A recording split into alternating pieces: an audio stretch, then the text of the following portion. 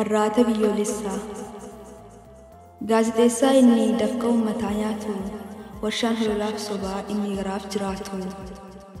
Saba burjaajessuudhaaf dookumentarii qopheessee, diinaan ilma abbaa gadaa jedhee woboommoo shiftaa fakkeessee.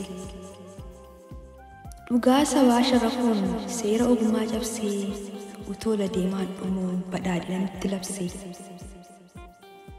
Saba Oromootiin jedhee shaniif humnoota badii, guyyaa hundaa yeroo odeessu wayii boqqolloof qamadii.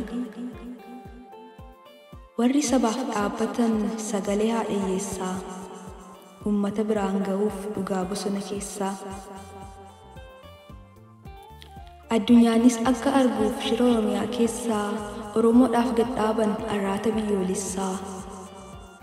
Garuu inni gaafas yeroo sabni dhiigu miidiyaatti ba'ee Oromoo addaan diigu, har'a afaan guutee goota of fakkeessee, miira hinaaffaatiin sammuusaa macheessee, olola irratti oofuuf miidiyaa haqaatti arraati biyyoolessaa nuuf agartuu ijaati. Arraati biyyoolessaa nuuf agartuu ijaati.